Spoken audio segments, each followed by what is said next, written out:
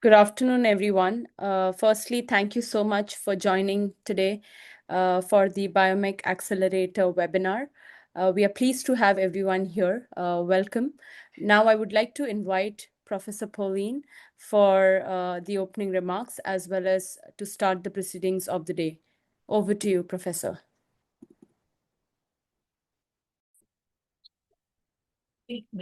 Hello, good afternoon, everyone. Good afternoon. Thank you for inviting me to give the opening remarks. Although according to the program, I thought it was supposed to be Professor Chirenga. Do you still want me to go ahead? Yes, maybe you can set the context and then we can invite Dr. Kiranga for the opening remarks. Okay, so thank you for inviting me. Good afternoon once again. And thank you for joining the webinar early enough. We have a total of 51 participants already online, including myself. This afternoon, we are having the Biomedical Innovations Accelerator webinar. And as you all know, the biomedical ecosystem in Uganda is going through transformation. This transformation, of course, is driven by the leaders right from the top. The president keeps talking about science and innovation. So he's leading us from that angle and down to the Ministry of Science, Technology and Innovation, where our Minister in Transition, Honorable Dr. Monica Musenero Masanza, has led us very well in the area of science, technology, and innovation. We congratulate her upon her reappointment to the Energy Ministry. We shall dearly miss her in the Ministry of Science, Technology, and Innovation. She has caused significant transformation. So this Biomedical Innovations Accelerator webinar is really driven by that background. And the purpose is for us to catalyze these discussions and partnerships around the biomedical innovation ecosystem, as well as interest the young people, the future of this country, into biomedical innovations, but also to interest both the young and the older generation into the accelerator program, which Professor Chirenga is going to speak about in detail. So the purpose of the webinar today is to explore the emerging pathogen economy and its strategic importance to national development, to facilitate this dialogue, to strengthen collaboration amongst researchers, innovators, investors, policymakers, academia, and the ecosystem enablers. Also to showcase what is available in terms of the biomedical innovations ecosystem and to inspire innovators, both young and older, and researchers to pursue these biomedical innovations and entrepreneurship and venture building pathways within the biomedical sector. So I'm glad that we have quite a good number online already. And with that background of the purpose of the webinar, I now invite Professor Chirenga to give us the background to the Biomics program in detail. And thereafter, we shall hand back to the moderator of the webinar. Thank you very much. Over to you, Professor Chirenga. Okay, thank you so much, Professor Pauline. Good afternoon, everyone. So, first of all, before I talk about this program, I would want, on behalf of the program directorship, to welcome the Honorable Minister who has already joined us in this meeting. I also want to welcome you all the attendees, the chairs of the different sessions, the speakers, but also the keynote speaker, who is our Honorable Minister. I want to thank the organizers of the webinar, especially the Secretariat, but also I want to thank our consultants from Hindsight Ventures. That's where Jagruti is from. We'll hear more about that, who are here to make sure that we navigate this terrain of biomedical innovations acceleration. Number 3, I want to use this opportunity, Professor Pauline, you've already done, but let me now also add my voice to congratulate our outgoing minister for being appointed minister again in another portfolio. Of course, in the science fraternity, we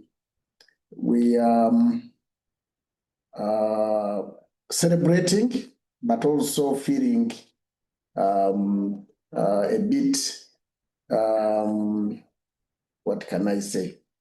It's a double-edged feeling that the Honorable Minister has to move to another ministry, but we thank God that is inviting her to participate in another portfolio.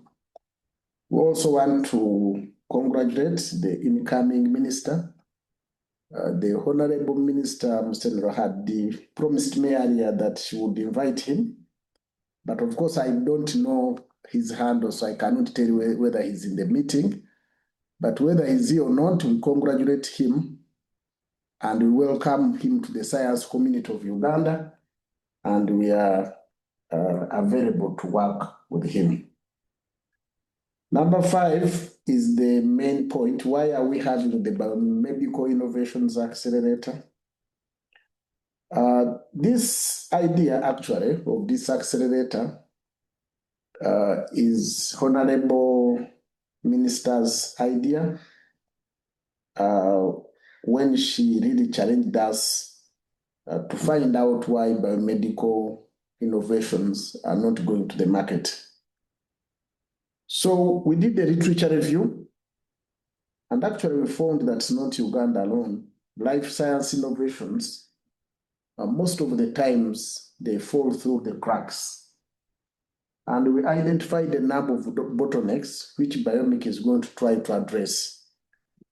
One of them is the different processes that are involved in coming up with a biological innovation, including the excessive regulation of the use of these innovations. I hope people who are here can understand.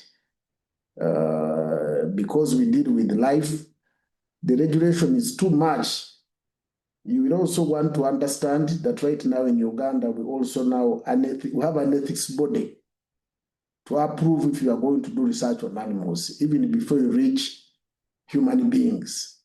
So many of our innovators, actually, they fall through the cracks at that stage. Of course, not to mention that these biomedical innovations, they are not tangible. However, we've been lucky that in Uganda, like Professor Pauline, you said, the leadership from the president and the minister have been keen on the biomedical innovation. But globally, because the innovations are not so tangible, they get less attention. If someone has a prototype bus, you will see it. But if I have a prototype immunogen in my tube, even if I show the tube, you will not see the immunogen. Then I tell you this thing here, if I work on it, I will get billions. It's very difficult to appreciate. So there are many other challenges with biomedical innovations, including biomedical scientists having almost zero experience in business entrepreneurship. So colleagues, with this, after the review, we returned to the minister and presented a proposal with what we think can unlock these bottlenecks, and we have our biomedical innovations on the market. During that process, we discovered the landscape although we have been good doctors, good biomedical scientists, and we have the patriotism, whereas the experience of commercializing biomedical innovation was rudimentary, to say the least. However, in the country, we have some capacity. Dr. Mizaki Waingera, who is on this call, who is the chief scientist of this program, maybe later he will be speaking when Winter presents, has a Master of Science in Bioentrepreneurship from Canada. So we mapped we mapped the availability of capacity. However, after the mapping, we found it very important that in the early stage, we looked globally and we identified the group who are here. Maybe Adi will talk later. I don't know whether he has arrived. When Winter is presenting, to be able to work with us such that we can have a robust program that will have these products on the market. You will hear later, there are several hundreds of prototype biomedical innovations, but many of them have remained at that. So moderator, Professor Pauline, I will conclude that later in the presentation, the program manager will now present the entire program, but that is actually where we are coming from to be here today.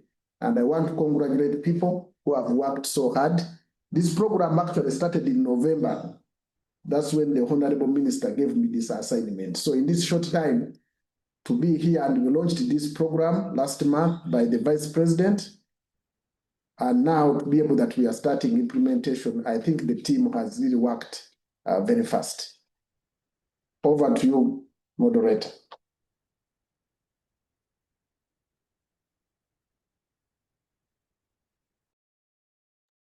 Thank you, Dr. Bruce, for your opening remarks. And we're glad to know the history behind the program, the intention behind launching this program. And I think with that, I would like to invite on the stage, on the screen, the Honorable Minister for the keynote. And with that, please join me in welcoming. You can do the virtual claps. You have the reaction button there to invite the Honorable Minister on the screen to deliver the opening remarks, the keynote.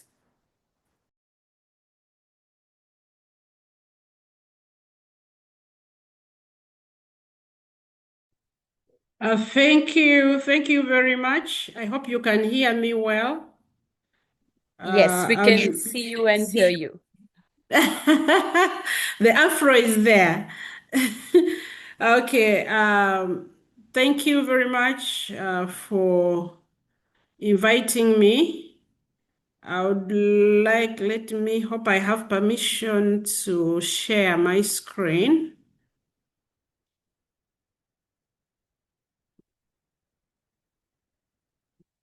This. Okay. We can see your screen. All right, that's fantastic. Thank you very much, Professor Chirenga and your team, for bringing this work this far. I think the fact that we are here holding this first seminar is a confirmation of my theory that everything starts with an idea. And so I'm so proud to see that we have reached this level. Before I can go further, the Minister of Science, Technology and Innovation incoming is on this call. Honorable Jonat, could you put your face so that they can see you?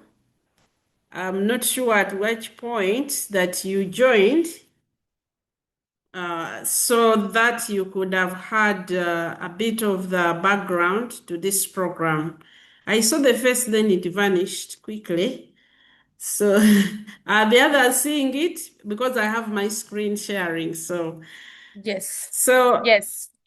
Okay, so I want to welcome him and I'll give him a moment to say a few words during this presentation and to say that this is one of the initiatives that we are building. Science, technology, and innovation in Uganda and in many countries across has not been understood. I'll be saying that for the next 10, 20 years. And because science was not understood in its entirety, it has not been seen and hence not built as an economic driver. We have understood science in terms of doing research in our universities. You do the research, you find out new knowledge. And although science was supposed to take that knowledge to the market, because we didn't know what to do in between, we enjoy seeing and using the benefits, the end products out of it, but from a consumptive angle. Basically, our nations had agreed that for them, these things are too big for them, so we are eager to understand a bit of it, how it comes, then we will buy. And that has been the lot. Since 2021, we set out to change that. This, especially the journey of the pathogen economy, started with the COVID. And Uganda possibly is the only country with such a program as pathogen economy. In other countries, you are going to find something like a pharmaceutical industry, but this is beginning as a pathogen economy because it is a holistic approach. And this was initiated by His Excellency. When I was a presidential advisor, he asked me to find scientists, and we begin to make drugs. Now, I had been very good at research. I'm a molecular biologist, a vaccine design strategist, and so I'm very well grounded in the science. And I worked quite a lot up to prototype and testing. Then when I left the US, came back to Uganda because from there in the US, they hand it over to a company. They hand it to an entity with a lot of experience to begin to turn it into a product. The first part, which I've talked about, is what's in the university. Now, when I was given this assignment, we quickly started and worked with institutions, with universities, with different entities, with institutions like Uganda Virus Research Institute. As soon as we started, we quickly understood that it was a broader sector than we had thought. And so we started the terminology looking for what to do.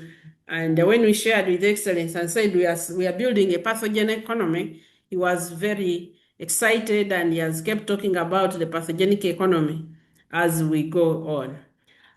Secondly, we had now to figure out how do you work these things? How do you actually build? Because Uganda spends a lot of money in procuring these things. Quite a big chunk of our expenditure, annual budget, goes to buy the vaccines, the diagnostics, the medicines, the inputs, the things that we use, including syringes, giving sets, bed sheets in the hospitals, the hospital beds, the hospital, whatever that large paraphernalia that we need.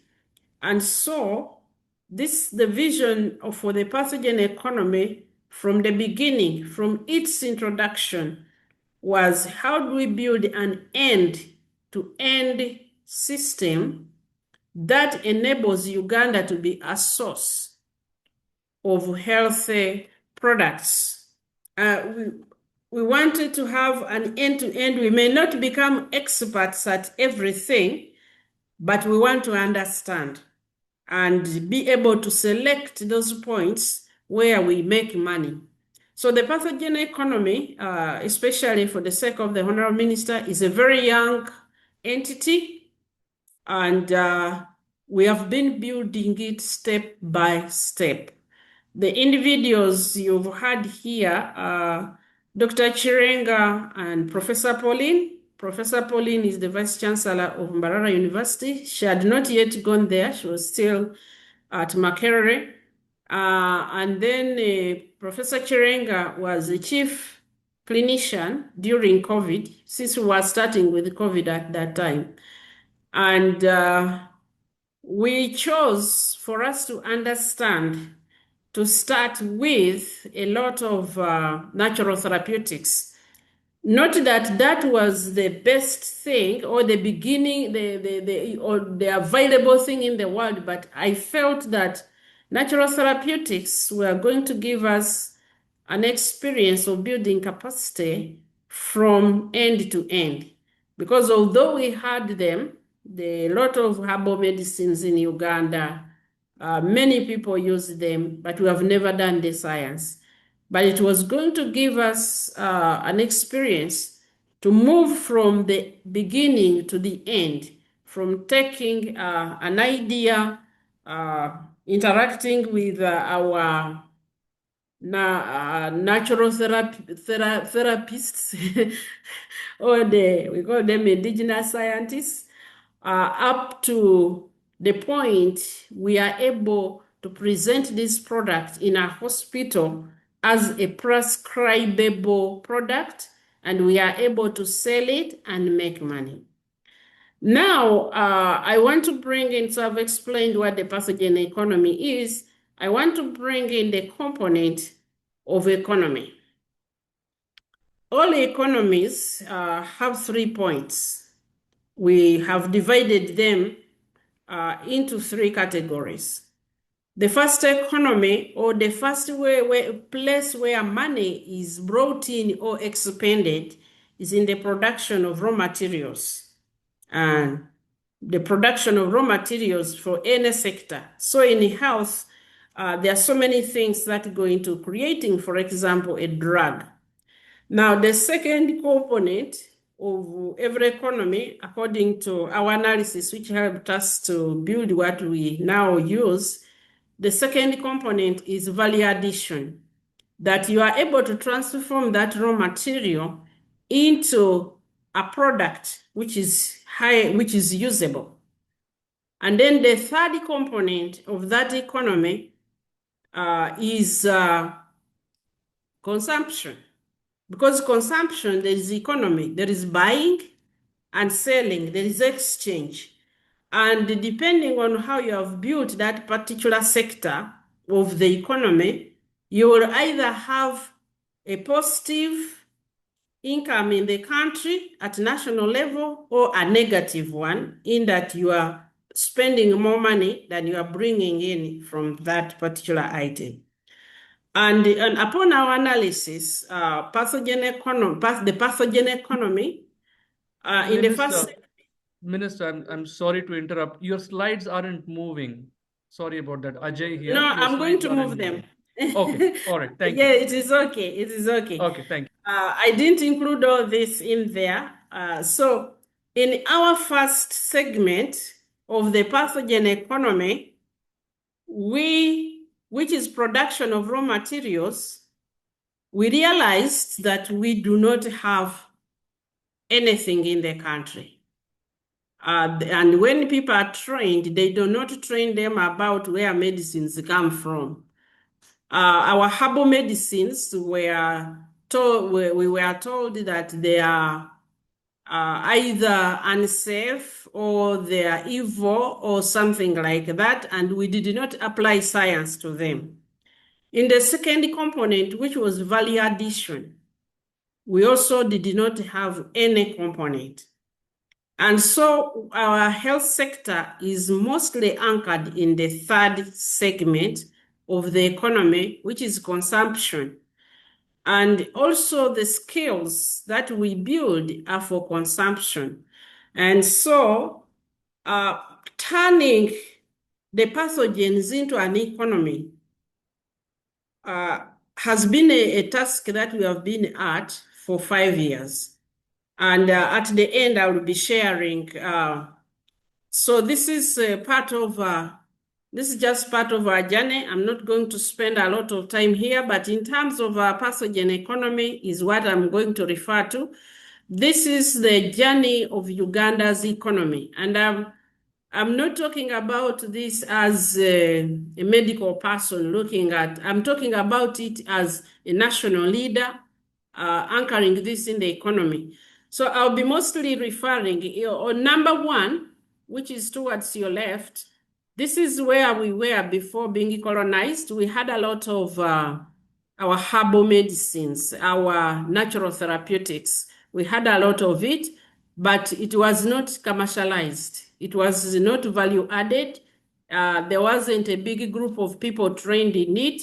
There will be one herbalist who keeps his secret to his heart. But we had a richness of information there. History has it that when the British came, they found that we were doing better surgery, especially cesarean sections in Uganda than them, and they documented it and went and improved theirs. Of course, when we went into colonialism, this was shut down because it was deemed unhealthy. It was shut down formally in that it did not grow with the rest of the information in the health sector, but it remained prevalent in the population. And up to now, a lot of Ugandans use herbal medicines. And then during at number 2, we institutionalized the education, and it did not include the making of medicines or the making of diagnostics or the making of products. And neither did we include making of raw materials.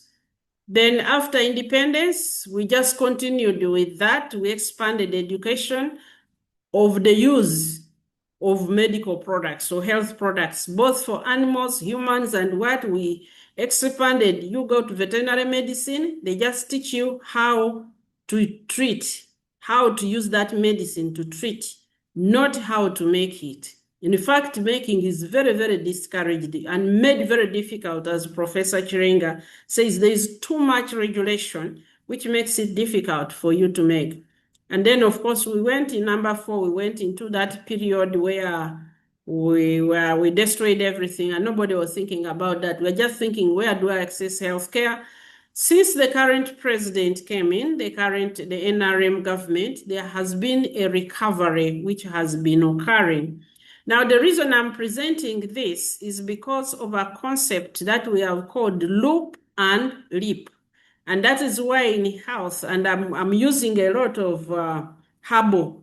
I'm using a lot of herbal, but there are other areas. But this is the end-to-end, the one that I'm using to illustrate. This is one of the most vast industrial value chains with so many things. So we left our loop at number 1. There is a lot of knowledge. A lot of knowledge, a lot of herbal medicines. The plants are there, and people have traditional knowledge about it.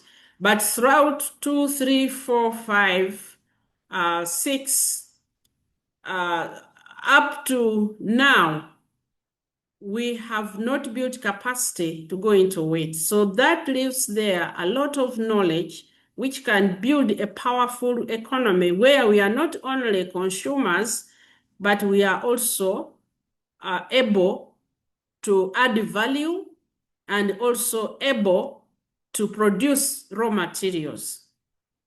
So we can now go and participate in all the 3 segments of the economy, as I mentioned. Now, in terms of economy, the country is desiring to transform from then when we made this, it was 55, now it's about 63 billion to 550 billion. So if we are talking about this sector as an economy, it means we must contribute to the GDP of the country positively. We must contribute to the reduction of imports, and we must even bring exports. And I'm really happy that quite a lot of the people entering this sector, they are accessing export market quite early. And so as we go through the science-led modernization of the economy, which is the president's vision, it is science, technology, and innovation is the only pathway that can help us mine a lot of money from things that we are not getting money from, like the herbal medicines. They were just subsistence being sold, mumbwa, and people feel ashamed. Even when they go to the hospital, they will go with herbal medicines, they will hide them from the nurses, and yet they are using them. We have not been able to study them, so we can't tell whether they are safe, whether they are effective.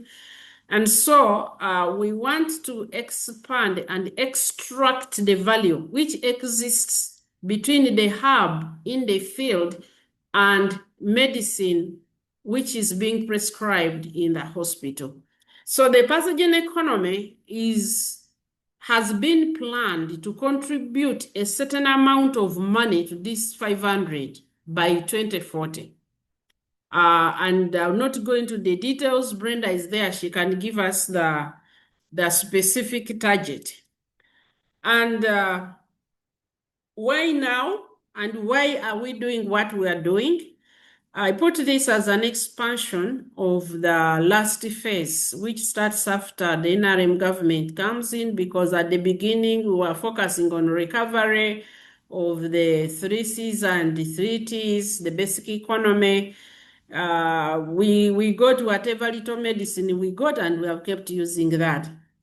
We went into expansion. Still, we hadn't built a lot of science. In our analysis, we have found that actually we started to build like the human capital, because this is a long-term vision.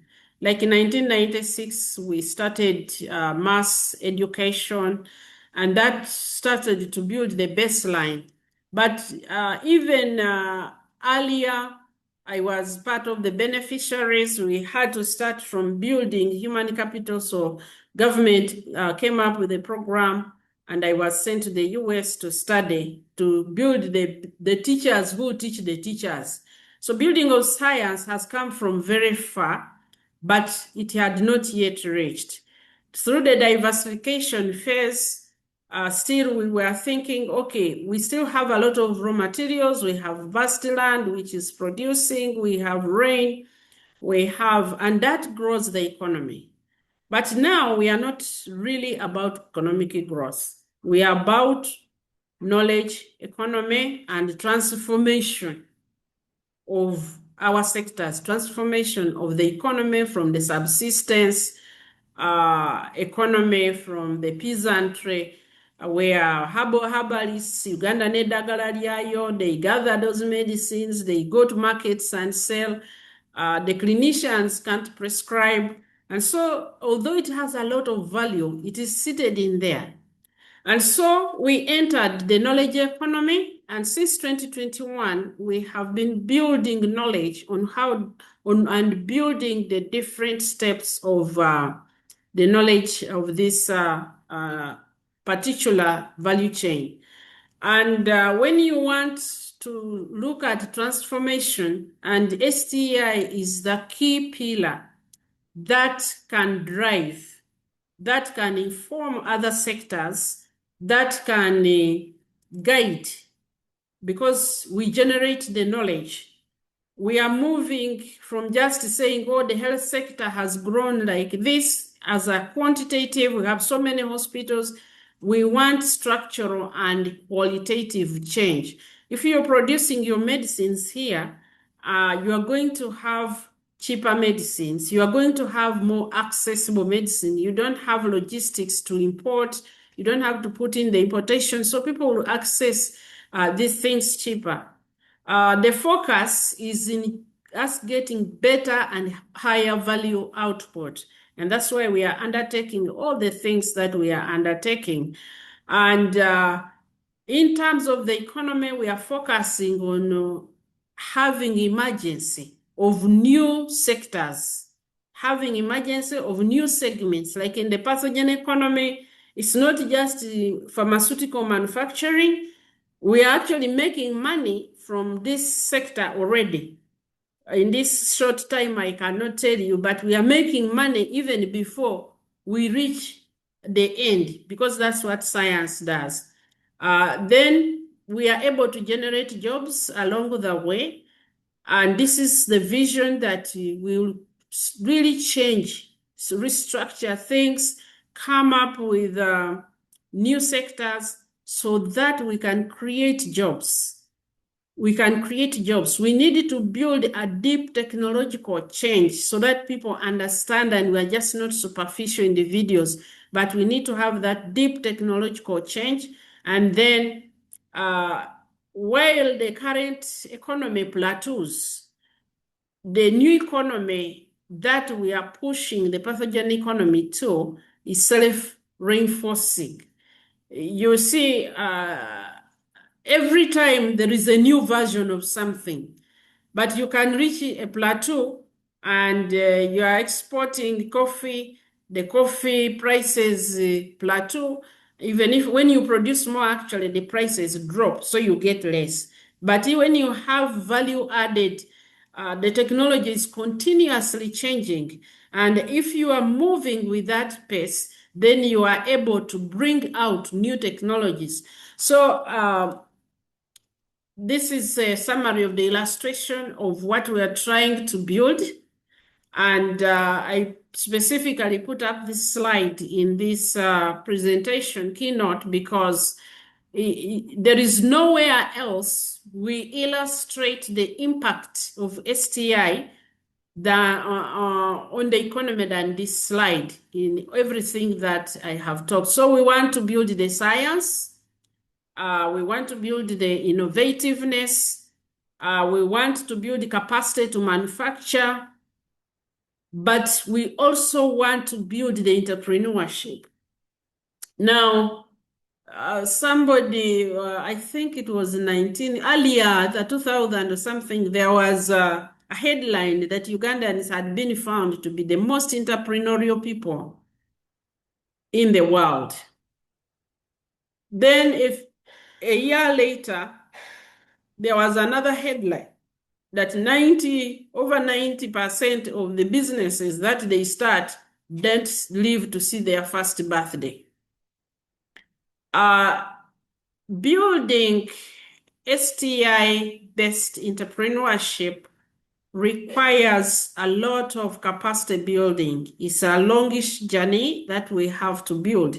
And so I am saying this because at this segment of the accelerator is where we infuse the entrepreneurship awareness and literacy and practical skills. This is part of the place that, because at the beginning, the scientists are just excited with their knowledge, but we need it. We must support them to do it. Innovators get excited with their product, usually their prototype. And in Uganda, they will move from exhibition to exhibition, showing it 1 year, 2 years, 10 years, they're just exhibiting. And when I came on as minister, I kept wondering why do these people have a nice product, but it is not moving? They are not industrializing it. They are not moving it. It is because one of the issues which is lacking is entrepreneurship skills. The entrepreneurship skills are bridge. So then we can go back to the land, and instead of people cultivating a low value raw material, we can now, because we have entrepreneurship, we can make our cassava. Yes, it is still cassava, but when we are making starch, maltose, sucrose, we are making glucose, and the intermediate products, because we're applying science and we are taking them to apply them into the pathogen economy, then the value completely changes. The value completely changes because we have brought in science, we have brought in innovation, we have brought in capacity to manufacture and the capacity to commercialize. And the commercialization, which is availing a product continuously on the market with a minimum number of clients that make it sustainable. That's how we define commercialization. It's not just that you have your product, then you can put it, and it is not profitable. If it's not profitable, it is not sustainable. So then the entrepreneurship picks up, its entrepreneurship, which will drive our capacity to do manufacturing. It's the one that will drive our ability to do the commercialization, to build our brands. It's the one that will help us to gauge that this is a useful product on the market. And so now let me go to the Biomic. I'll summarize since now you understand what I'm talking about. So where we are today, I've already talked about the 10-fold growth target, and at STI we plan that way. We do not plan just to get products or to do programs. We are planning, each bureau plans how much money do you project and how are you going to bring it. And this number is not correct. It is actually trillions of USD globally, but our opportunity, the small one we have.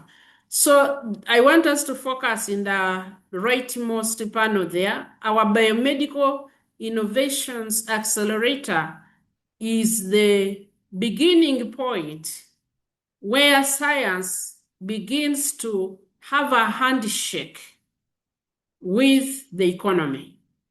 That's where STI begins to have, and it is largely a lot of entrepreneurship. Yes, there is infrastructure which we need. There are a lot of things that we need, but it is largely entrepreneurship. The absence of entrepreneurship and the different components which are going to come in are going to affect us. So, of course, pathogen economy is part of our ATMs, and we have been working over a long time. Most of this I have talked through, but we have now built the institutional framework. We have gone through institutional transformation. We have built capacity to do research, the basic research to produce technologies. We have that. Now, the ecosystem that is supposed to support this to go to the market is part of what we have. I've already talked about the priorities in the pathogen economy, vaccine manufacturing, pharmaceutical manufacturing, all that which we have. So the opportunities now for biomedical entrepreneurs where the accelerator, and after the accelerator, of course, we downstream, we have already partnered with the private sector to build the manufacturing capacity. Not for everybody, some people will need to build their own manufacturing capacity, but the capacity is strategically that we have been building. We have made it that these people who are doing innovation in the middle here, coming out of our research, they may not necessarily need to each of them to build the manufacturing capacity. They can use the existing capacity as a CDMOs. That is the logic that we have. For example, when we support Magola, Day Biopharma, we are not just supporting Day Biopharma. We are supporting an infrastructure which is going to anchor the manufacturing downstream of all these products that we are working on. So the lab is not the finishing line. The lab for this is the starting line.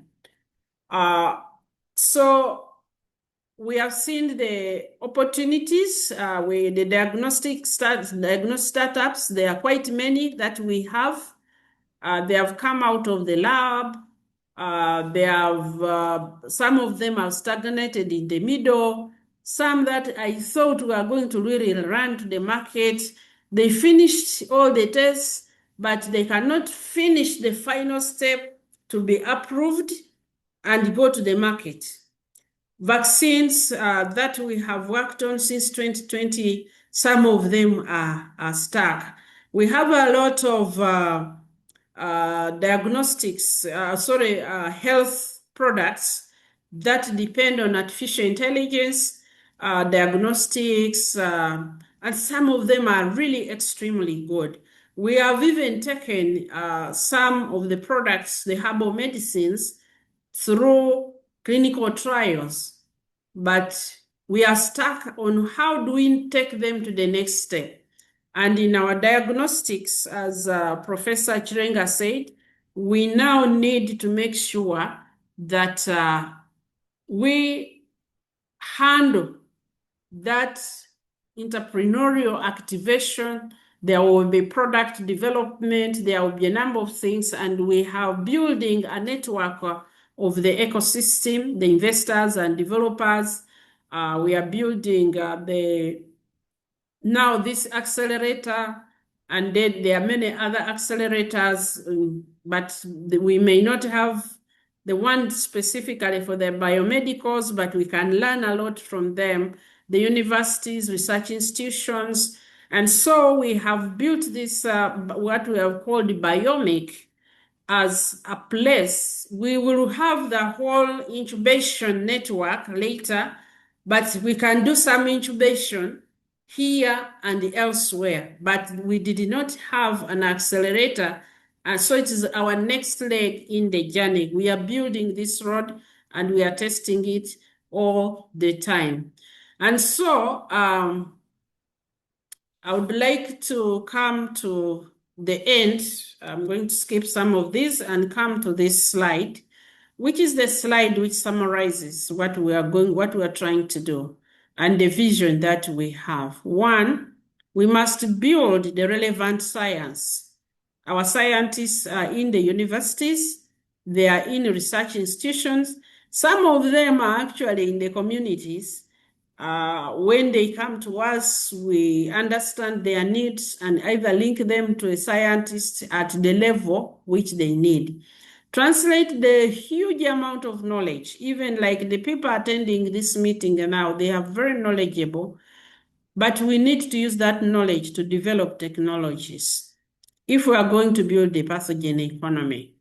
Then there are innovators who begin to translate that technology into new value creation.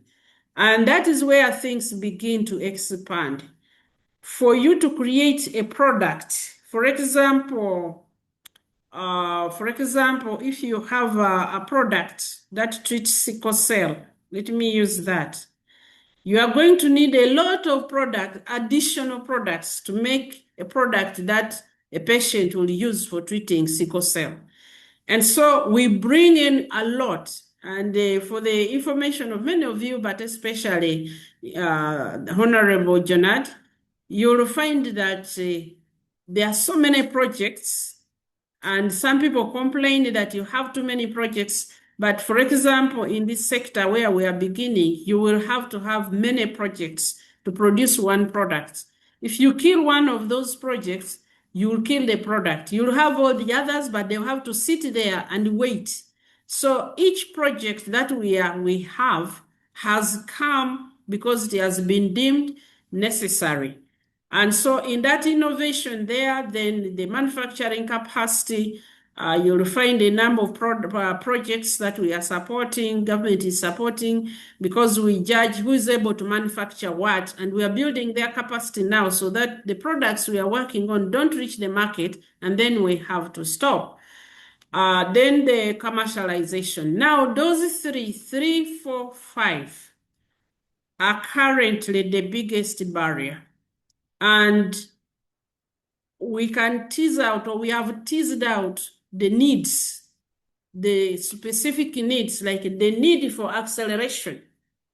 And so that is why we came up with this concept as the team lead for STI. I came up with it. We discussed it for a few months with Professor Chirenga until we got to a point where we can now communicate to others. We formed a task force, which is here, and we got a consultant from India who have a lot of experience to build our capacity and is here.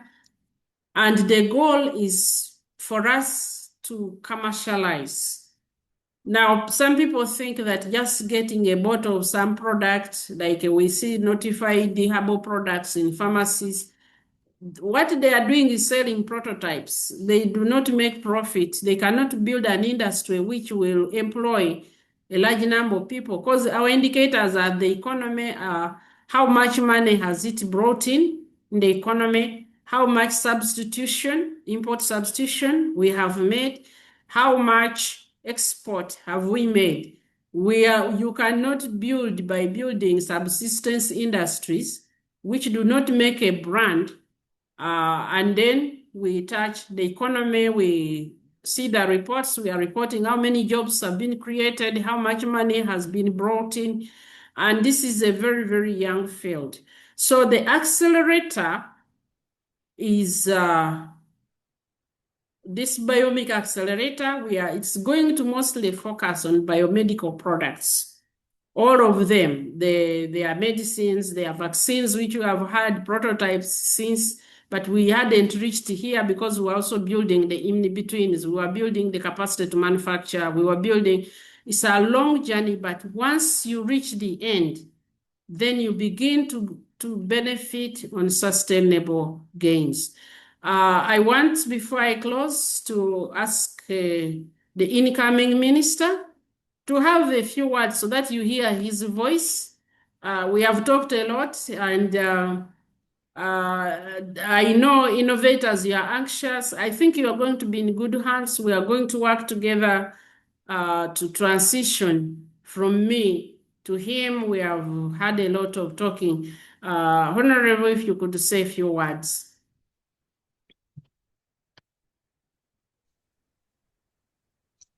Okay. Members and our Honorable Minister, thank you for that elaborate remarks over the Pasolinic economy. And my name is Masimwe Jonada Akik. That is our third name always in our region. So I have had, and I'm very happy that the doctor, she's a real mother and she loves the country, and she's patriotic to see us transform to such a figures in $1 billion. So to me, I'm not going to comment much, but I'm very happy I will be with you.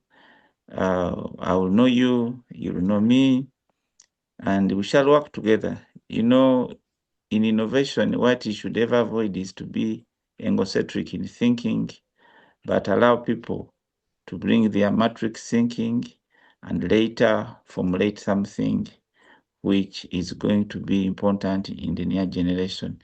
Not forgetting mining about the surrounding around you.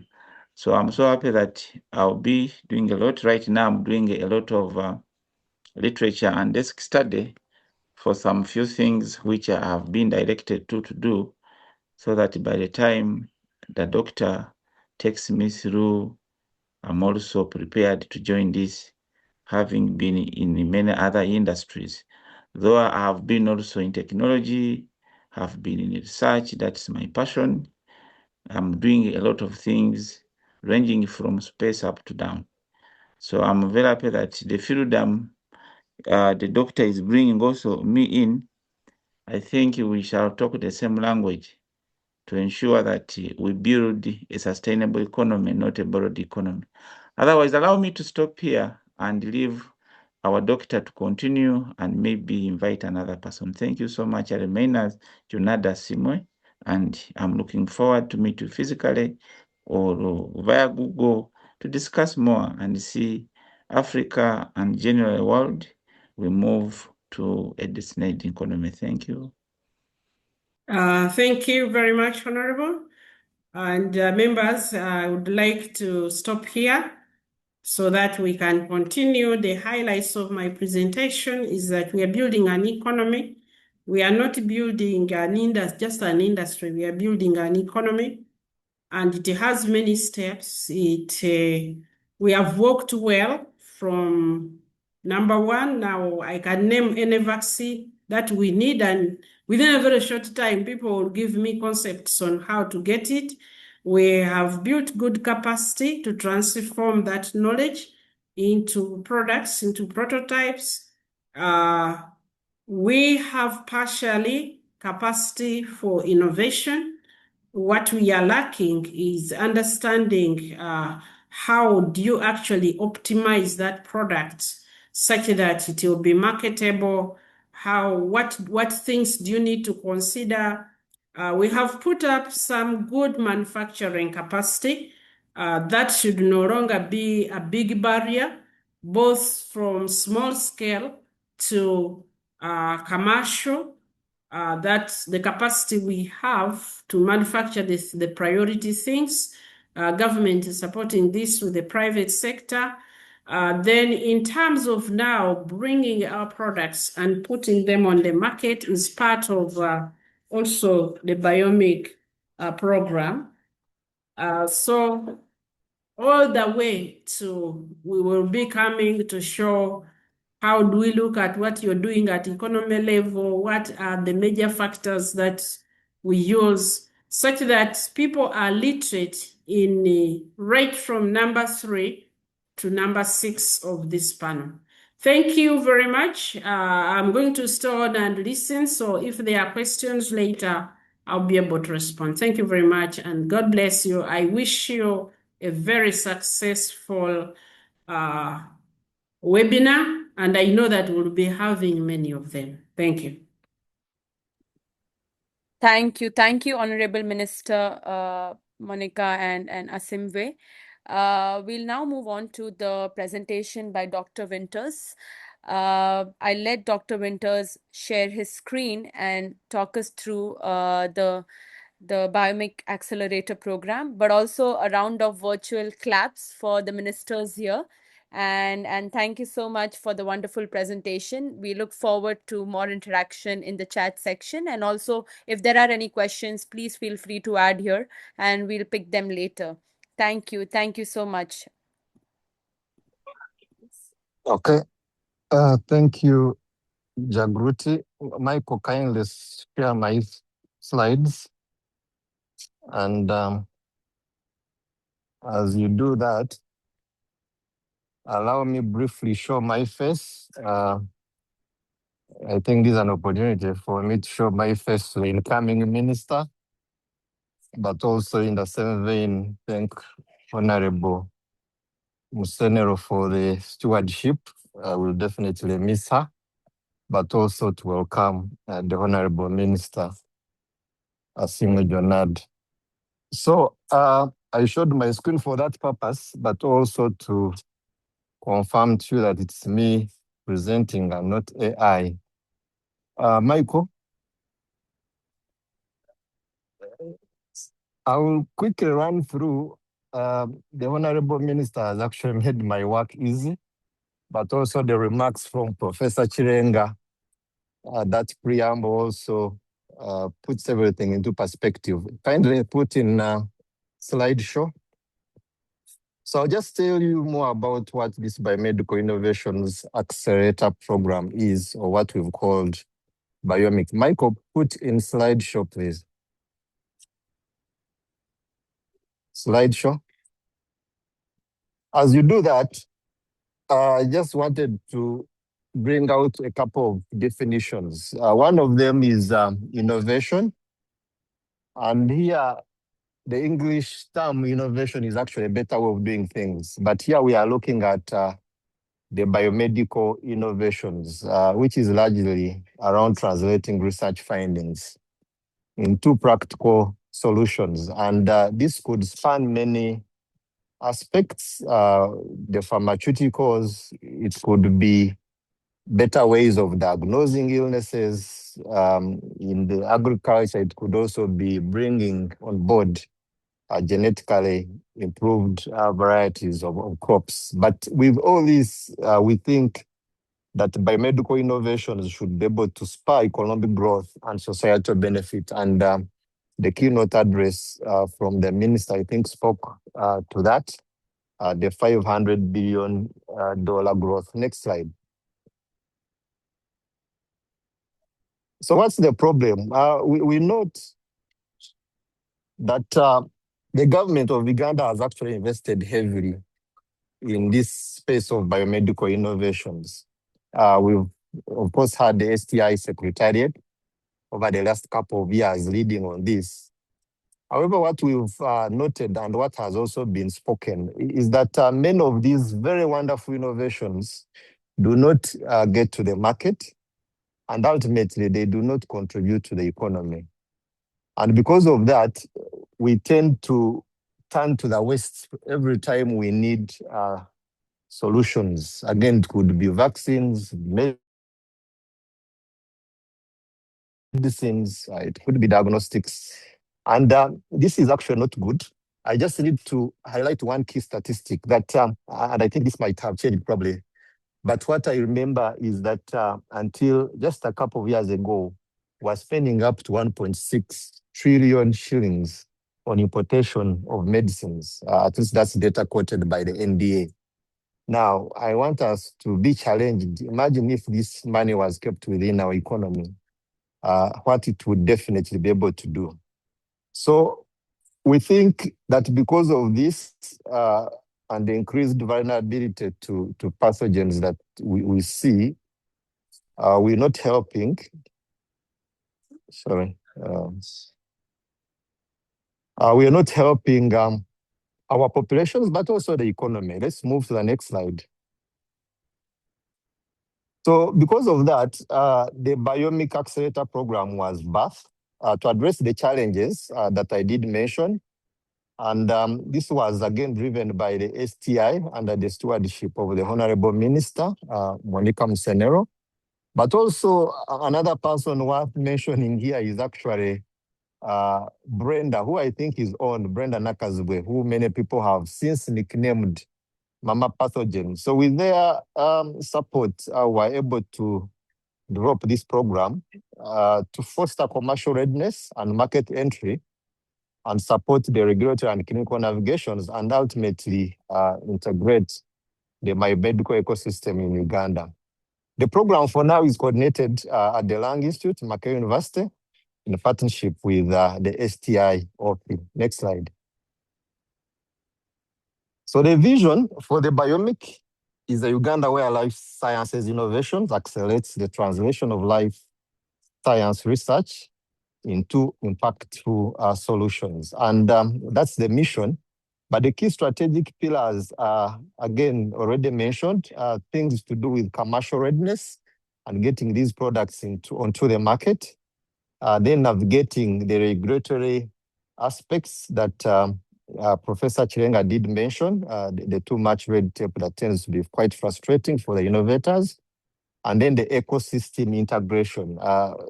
The lab sciences do not sit in space. They are part of an ecosystem. And I think the minister did mention the interface between the lab and the market. And each of these spheres, there is always a couple of issues to navigate. Next slide.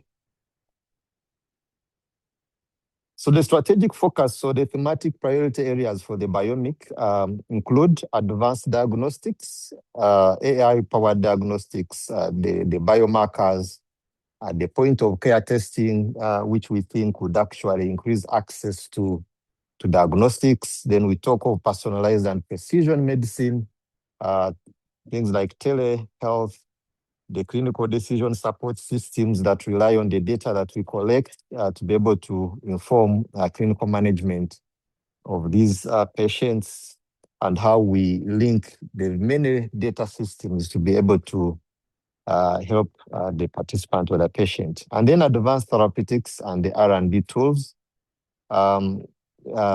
things like drugs, AI-driven drug discovery. Most of us might have heard of the in silico models that could actually help increase discovery. Of course, here also, I need to make mention of the clinical trials of natural therapeutics program, trying to see how we can harness the natural resources we have here as a country to have Ugandan-made products for the Ugandan health issues or challenges. Next slide. So how do we envisage that this works out?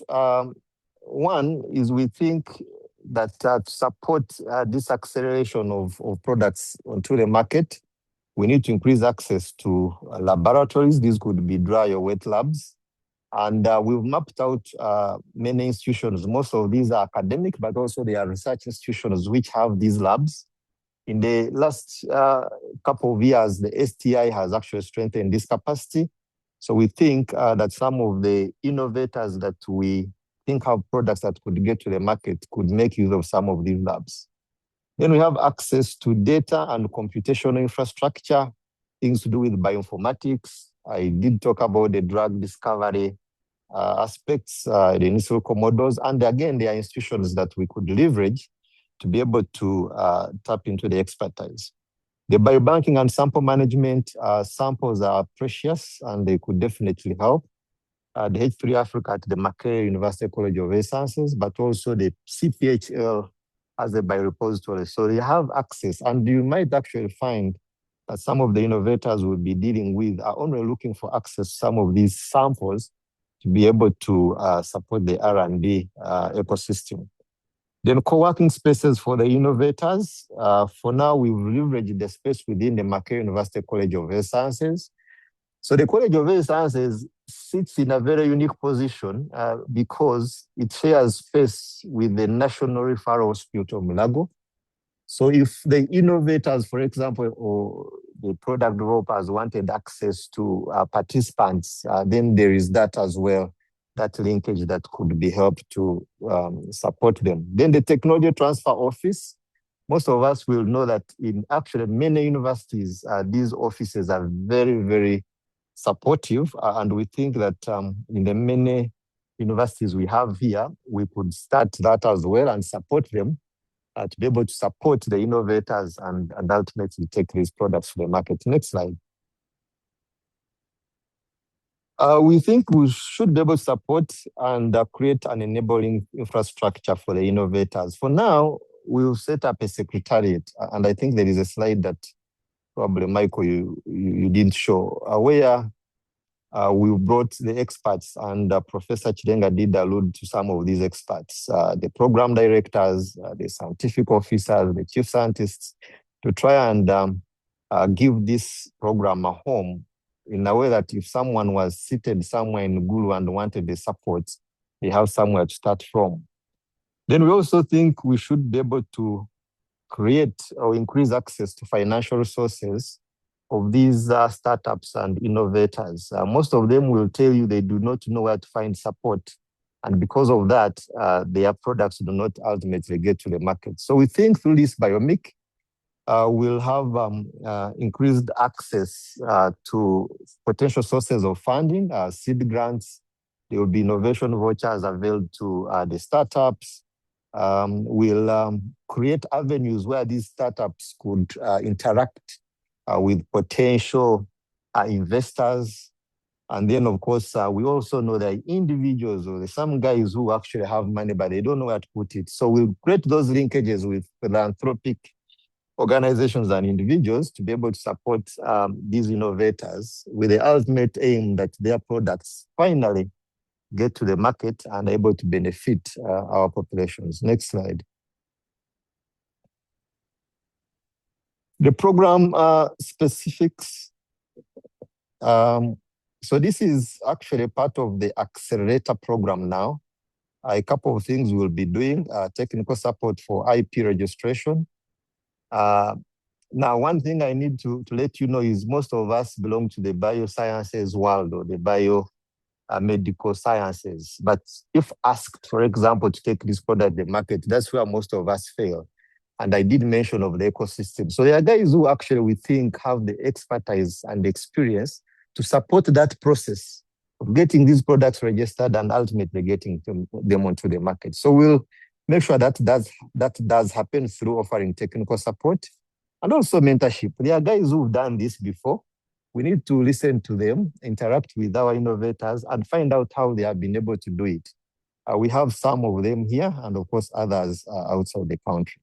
I did mention access to the investors who are willing to partner with these innovators to be able to accelerate that process. And then we'll have a series of training sessions where these investors will pitch their ideas in the hope that they can actually interest one or two investors to take on their products. Next slide. So I think that is all. I just wanted to quickly run through what this Biomic program is and how the accelerator does happen. Of course, like we mentioned, most of us are in this space for the first time, but we did get the help of Hindsight Ventures, Jagruti and Aja on, and we'll be going through this as part of grounding and also learning. And I hope we'll be able to see this program do that's intended to do. Back to you, Jagruti. Thank you, Dr. Winters, for the wonderful presentation. We'll be taking the questions in the end, but in the meantime, I will be pasting the link to the website that you can go through and also have a look at the program. But also, just give me a moment to allow to share my screen for a quick QR of the program, which you can scan. And you can scan this QR to go through the website, apply there if you know of any innovator, researcher that could benefit from the program. It's a wonderful opportunity to be a part of. As mentioned by Dr. Winters, that the program will have experts that will take you through the entire process of research to commercialization. And these experts are not only from the program team, but also someone from different ecosystems that will be visiting Kampala at the program venue, and also through virtual sessions will be interacting with the innovators to share the best practices that will help the innovators go from research to commercialization. So please feel free to scan the QR. The website will be updated real time with all the details. Currently, the applications are live and they'll close on 5th of June. So we encourage everyone to please go today and apply on the website. And if you have any questions or queries, you can drop us a note and we'll help you with it. Thank you so much, Dr. Winters. And we'll now invite Ajay, our moderator for the panel discussion, to introduce the panelists and welcome them on the screen and open the floor for an interactive session. Thank you so much. Thank you, Jagruti, for that, and thank you, Dr. Winters, for giving an overview of the program. I think we couldn't have started off better than the way that we did, having Honorable Minister Dr. Monica Musenero giving a background about the pathogen economic cluster. In fact, I'll go a step back and mention this. So probably around October last year is when Dr. Musenero was in India, and we were having a conversation at that time where she mentioned that she's as someone who's trained in the industry or domain, but also kind of managing the portfolio. She said that one of the biggest challenges that we face is that a lot of researchers, a lot of scientists who are putting out those intellectual properties, putting in the number of hours to innovate, the big challenge is commercialization. And as someone who was passionate about it, I think she's the one who set the ball rolling in terms of where we are at today, in terms of launching the Biomic Accelerator alongside MLI and partners like MUST. The topic of the day is an interesting one, translating biomedical research into scalable health solutions.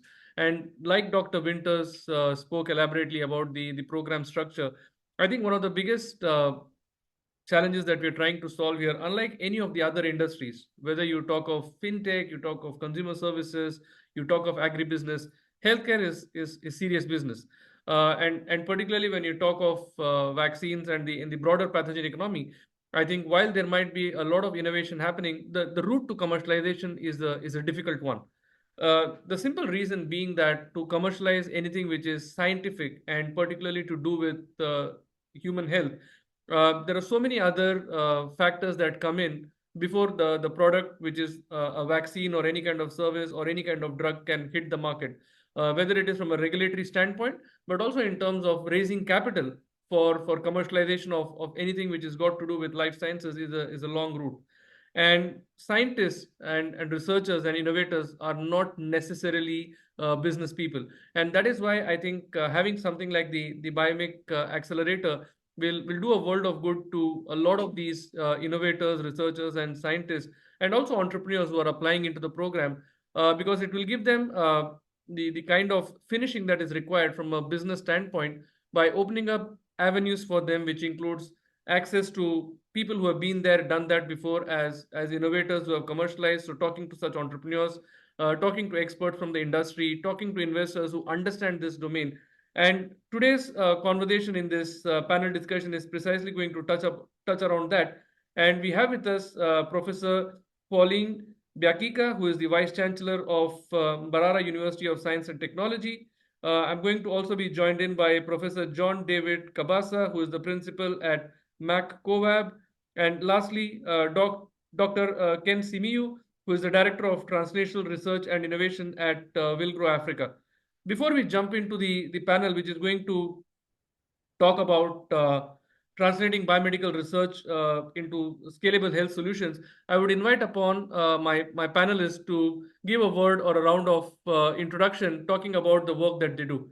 Maybe we can start with Professor Pauline.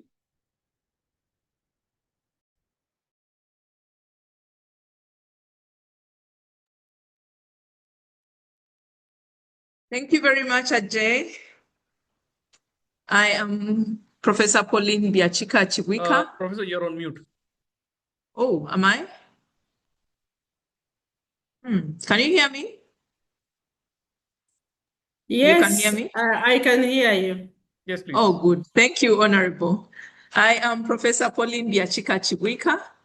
I am a physician, internal medicine specialist, and an epidemiologist. So I'm a professor of internal medicine and epidemiology. I previously served as the chair of internal medicine at Makerere University, and I currently serve as the vice chancellor of Mbarara University of Science and Technology. I'm also a member of the Interdisciplinary Consortium for Epidemics Research, and I'm honored to be here this afternoon. I'm also a director of the Clinical Trials of Natural Therapeutics Program, a program that is evaluating natural and traditional medicine. I'm really honored to be here. And as I start, I want to welcome our Minister, Honorable Jonad Asimwe, to the Ministry of Science, Technology and Innovation. And I want to thank our Minister in Transition to another sector, Honorable Monica Musenero Masanza. Thank you very much for steering us so well. We shall dearly miss you. Back to you, Ajay. Thank you. I'd now like to go on to Professor John Kabasa. Professor John, if you can introduce yourself.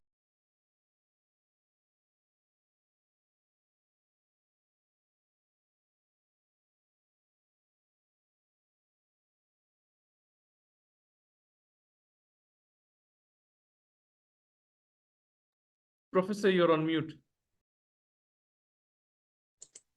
Thank you. Good evening, everyone.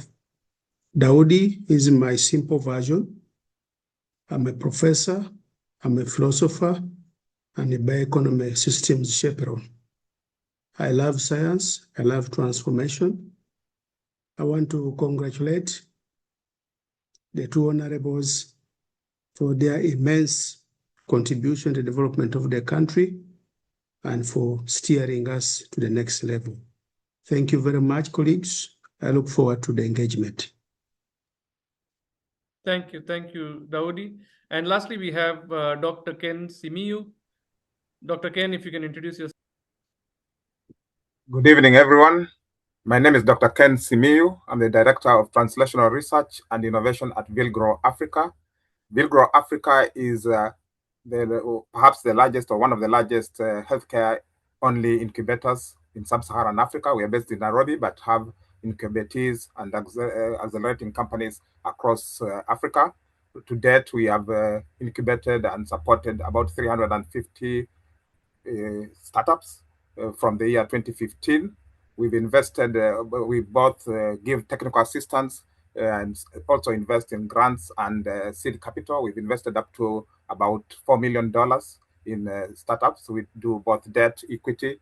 We also support them to raise capital. We've helped raise about $76 million to our startups, and also continuously engage with the alumni after they leave the program. I'll speak more about it. Thank you so much. Awesome.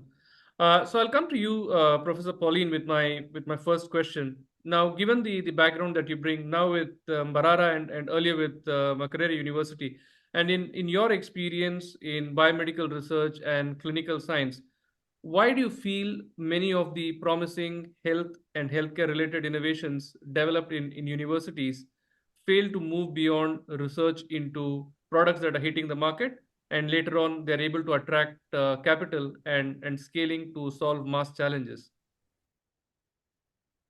Sorry, please repeat the last sentence you said. Why do you feel such innovations fail to move from lab to market, and from there on being able to raise or attract capital and scale to solve national challenges? Okay, thank you, Ajay, for that question. First, please allow me keep my video off so that I get enough bandwidth to discuss. So, and thank you for the question. We see that many biomedical and clinical innovations developed, especially by scientists in the academic spheres at universities, fail to progress into scalable products because of several reasons.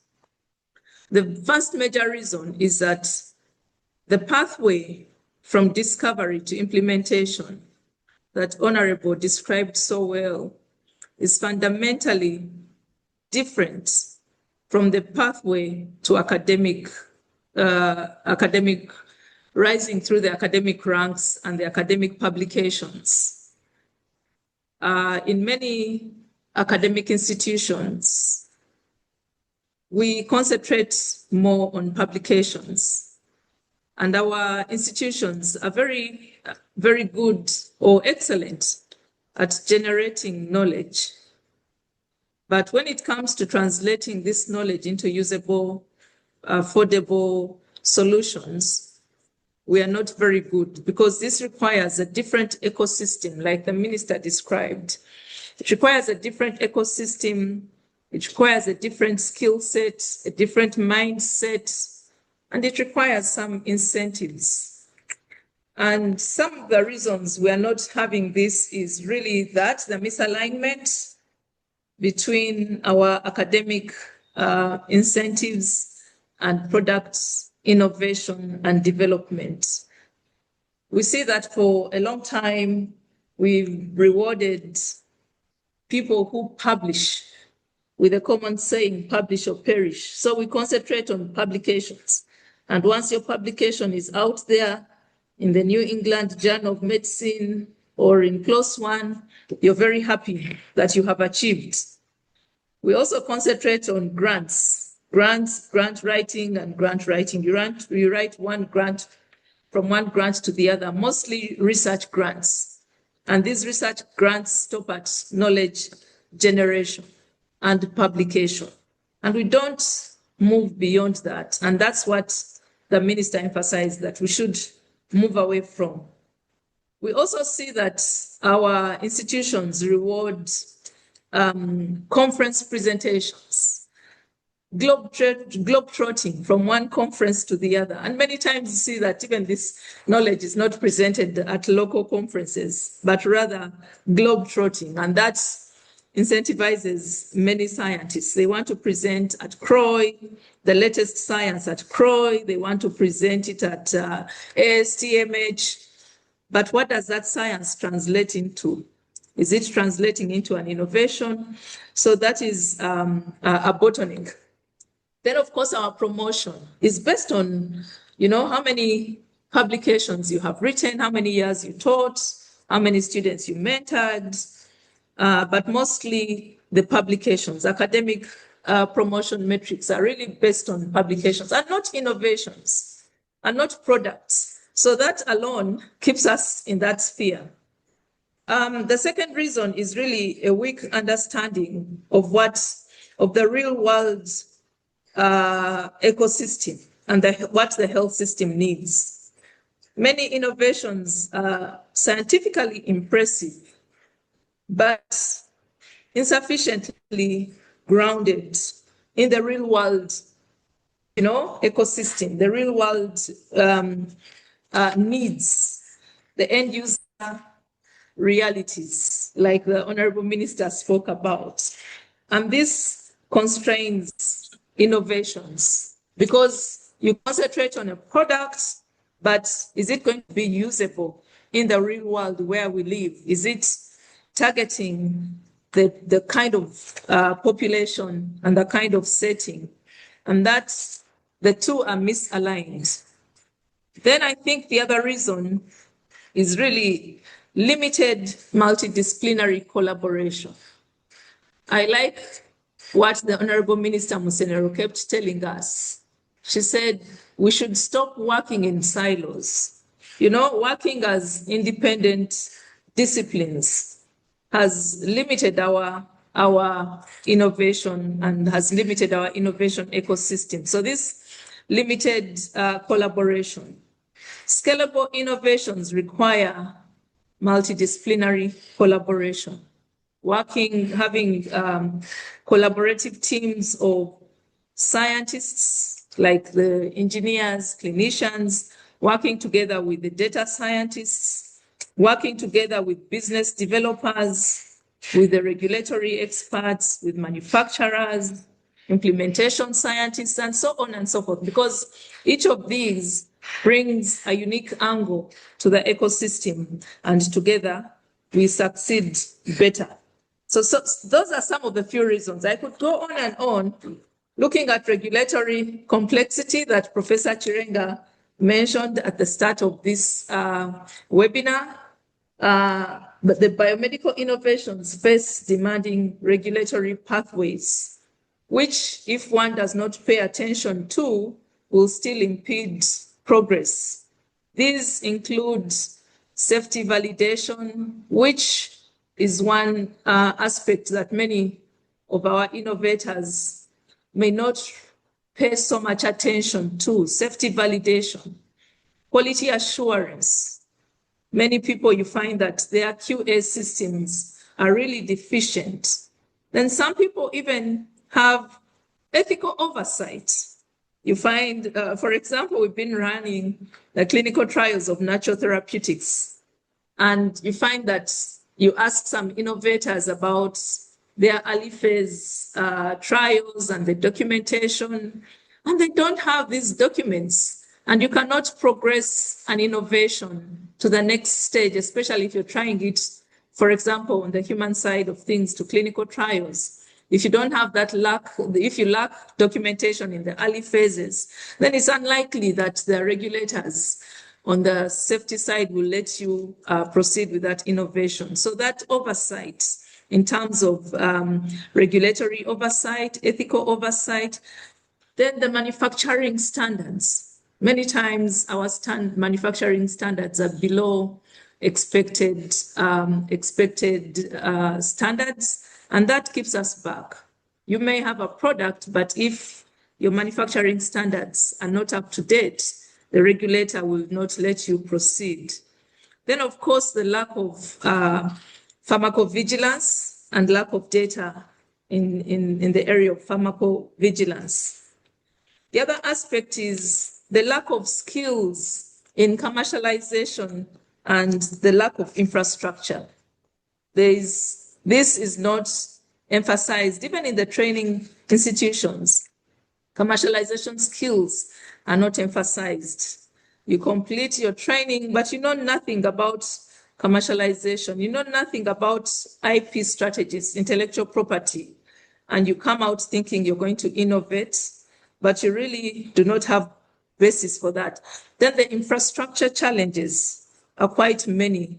I may go on and on to describe them, but we know that we lack many of these necessary infrastructure, and we may not proceed. And of course, with lack of industry partnerships, and you don't have the infrastructure, you can't partner with industry, you haven't created that linkage, then you're not going to progress very far. So early engagement with industry is limited in our setting, and I'm glad that the Ministry of Science, Technology and Innovation is trying to foster this early engagement, and hopefully we shall be able to see more and more of this. Intellectual property and ownership challenges. When we started the clinical trials of natural therapeutics under the guidance of the Minister, Honorable Musenero, this was a big challenge. And of course, issues of trust and the lack of IP systems complicated the whole program. And very few innovators were willing to come out to bring their innovations to us to take them to the next level. I think I should stop there, but I think just to summarize a few others is lack of attention to adoption and implementation. The strategies for implementation are lacking. Then really thinking about scalability right from the word go is lacking in many of our centers. And the leadership and institutional culture sometimes lets us down. We need to preach innovation, innovation, innovation more and more. We have to continue preaching publish and perish because it's very important to publish our work, to share knowledge, but at the same time, we have to preach innovation. So we as leaders have to speak the language of both publish and innovation so that we can nurture the spirit of innovation in amongst our scientists. Thank you very much. I'll stop there for now. Back to you, Ajay. No, Professor Pauline, I think that was almost a masterclass on why such a program is important for innovators, and you pretty much hit the nail on the head. So there is a Japanese philosophy, and it originated, I think, in Toyota back in the late 40s or early 50s, and they call it the 5 whys. So if you're able to ask why 5 times, you should be able to get to the root cause of why there is a problem. And maybe you're not counting, but I think the number of reasons you gave were probably 5 or a little bit more than 5 as to why a lot of innovation and research coming out of universities fail to go from lab to the market. And I think many of the things that you underlined, whether it is being able to understand or think from a business standpoint, being able to form those industry relationships, being able to understand the regulatory framework, I think all of those, they pretty much kind of fit into the different modules of how a program like this is set up, like the Biomic Accelerator, and why for innovators and researchers, they'll be able to kind of benefit from a program like this. I'll come to Daudi, as he would like to be called. And my question, you did speak about your love for science and also the commercialization angle. My question to you, Daudi, is that biomedical innovation increasingly requires a lot of cross-sectoral collaboration. What role should universities, governments, and private sector players and programs like these play in creating stronger pathways to enable research to commercialization or research to market?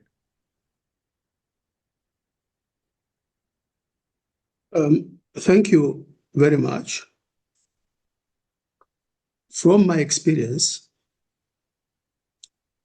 the strongest pathway is a connected pipeline.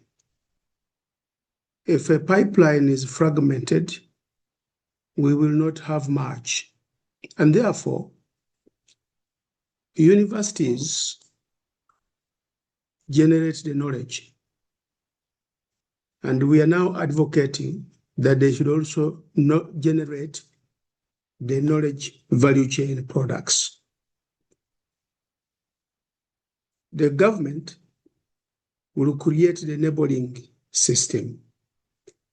As the honorable ministers have been highlighting, the government is championing to ensure that there should be an enabling system for these products. The private sector is a champion of commercialization.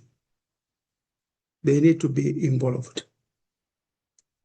Accelerators like the Biomic are key in supporting the emerging ventures.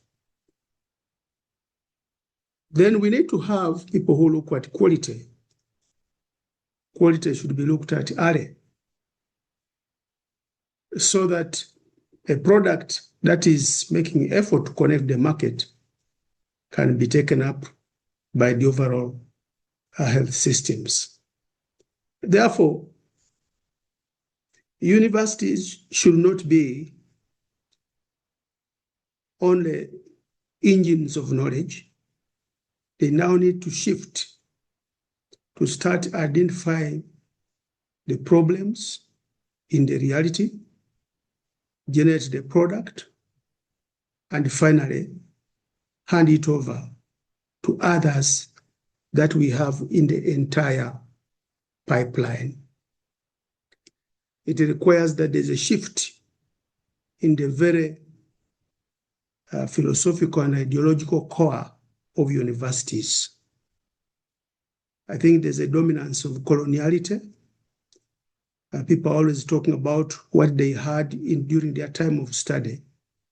But this coloniality needs to be removed. We need an antivirus to make sure the philosophy now is about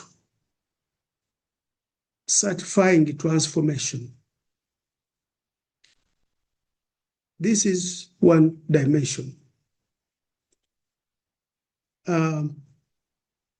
The other, the private sector should bring in the market discipline.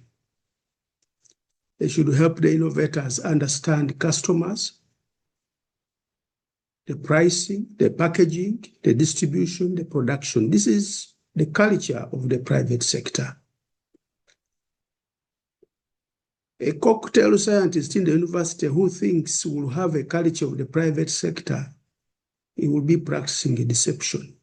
And this is one of the core reasons why when you have cocktail scientists, you'll not be able to progress beyond that level.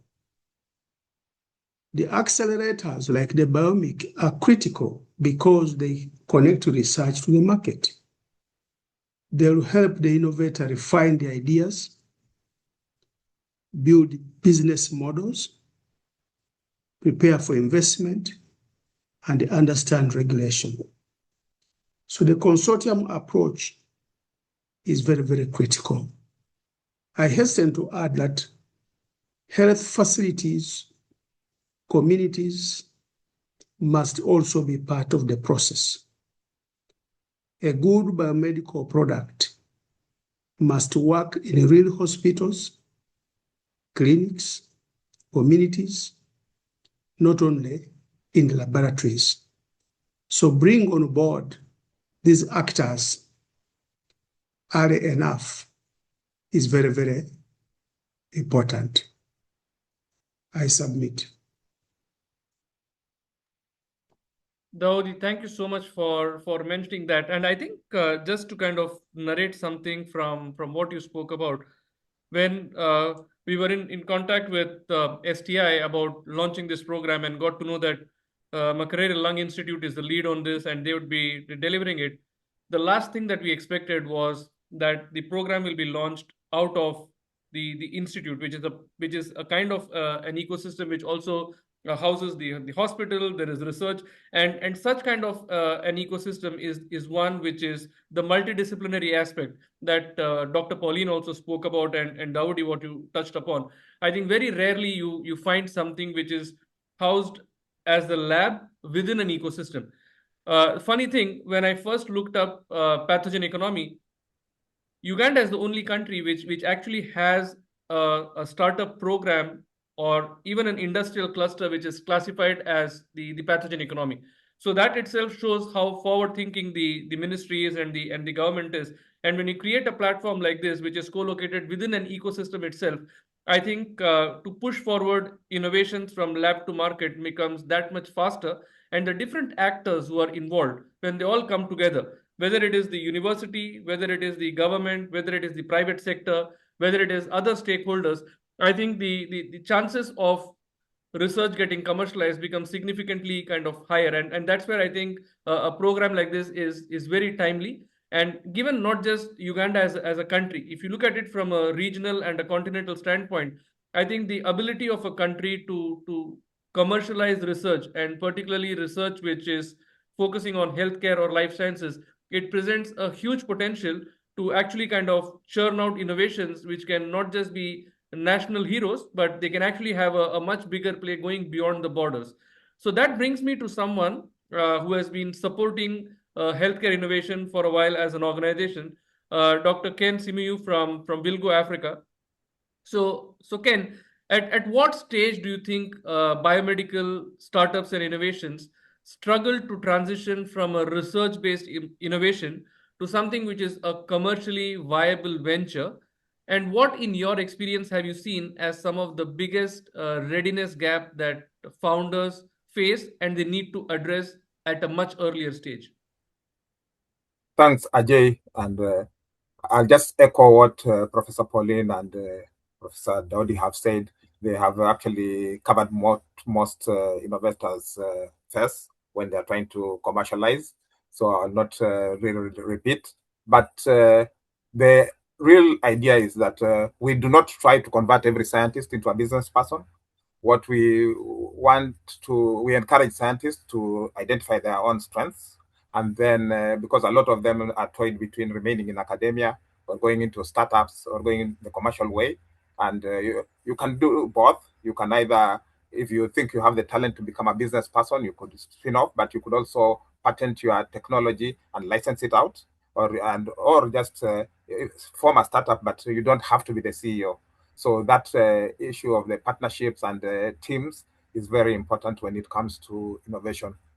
But at the same time, a lot of innovators come up with new inventions, but technology sometimes moves faster than regulation. So the innovations that are particularly in areas like biomedical sciences, so some of them, the regulations may not be adapted, the ethical frameworks, the policies may not be adapted. So the role of innovators in such a situation is really to help shape the market, shape the regulation, try to be actively engaged in policy discussions, actively engaged in discussions in shaping the ecosystem, because it's not working to move it. Let's say the government is coming up with its own policies, and then innovators try to fit in. Innovators need to actively go to be part of the discussion in shaping that ecosystem. And just finally, on that is the reason why organizations Vilgro, Biomic, they are important is really to help the scientists to bring out, and technology transfer offices is really to bring out those, to identify those gaps that the scientists lack, and to help connect them with the right people, if it's a right team, or just build the skill set that may augment the scientific skills that they have. Thanks. So Ken, I'm going to stick with you, and I'll go you, Daudi, and then to Professor Pauline to wind up this conversation.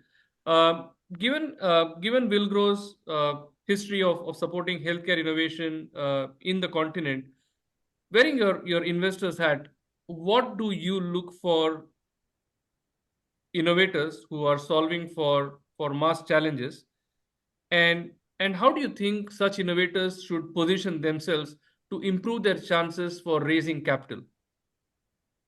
Yes, so there are a number of things we look at, and at Vilgro we have 3 stages. One is an incubation stage where we have a pre-incubation, people who just have ideas, who just want to bounce ideas. But then there's the incubation stage where you are just basically forming a company and doing just the basic business advisory services and technical assistance on the product development. Then acceleration, where you actually have a company, but you are now trying to identify the market, shape the market to get your product. And then we get investor, or we call it getting now seed capital to do real scale up. So what we look for is, of course, what the product fits, who will use it in the market and how will it be used. A lot of times the user is not the person who will pay for it. So we look at who will pay for it. You are developing, let's say, or I'll use an ultrasound, for example. The person who uses it is perhaps a community health worker. The government is the one which will pay for it. Have you really considered the reimbursement system? Then the second thing we look at is the team. Really, is the person, does it have either the person or the team, does it have the skill set? If not, we help suggest hiring, let's say, a chief finance officer or a chief technology officer, people who would help you build the financial systems. Because at the end of the day, most investors invest in a company. They don't invest in their product. So for you to raise funding, you have to have a company that is surrounding that product. And then, of course, if you can't, we can also help get you licensed to other manufacturers. So there are a number of things we look at, but those are the ones. Great. Thanks, Ken, for kind of providing that information and insight about the stages at which you come in. And I'm sure that the Biomic Accelerator itself will able to kind of create a funnel, which we can bring some of them to Wilgrow for you to kind of follow through on making them regional companies or invest into some of those, or we kind of make them investable and bring them to you so that we can create some success stories. That kind of segues into my question to Daudi. When you look at scalability, what lessons can biomedical innovators learn about building solutions that are not only locally relevant, but also regionally and globally competitive? Thank you so much, Mr. Moderator. The salient thing that rings into my mind is Africa should not only consume biomedical products. Africa must produce them, regulate them, commercialize them, and export them. This orientation is very, very important. As long as we do not orient ourselves to this, we shall have major challenges. Secondly, local relevance and global competitiveness are not opposed to each other. Local relevance speaks to the scalability and competitiveness you are talking about. So solutions that will work out well in our situations here, in our very difficult situations, are most likely going to become strong, practical, and globally competitive. The other dimension I would like to share, I think, is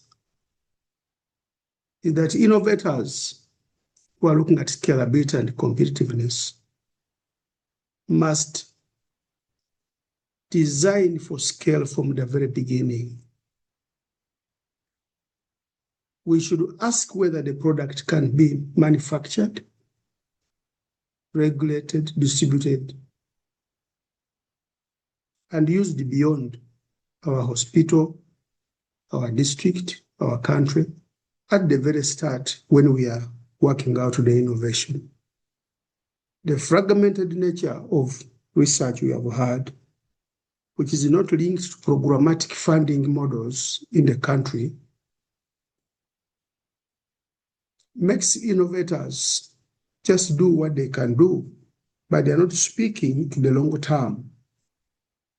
Building the industry we are talking about needs a programmatic approach which takes into consideration the design in the early stages.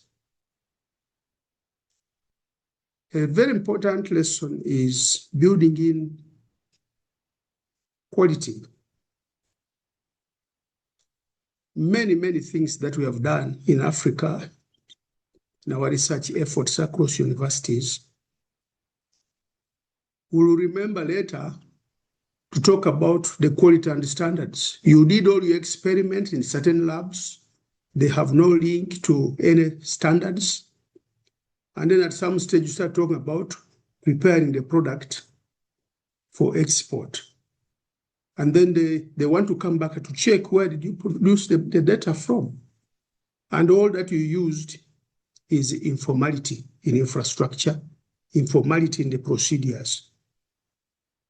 And I want to appreciate at this stage the purposeful and intentional investment into accredited infrastructure. That laboratories and facilities that we have from the very beginning have to speak to the standards, they have to speak the quality, so that the product can then be taken out. Otherwise, everything will stop at the very essence of research and innovators.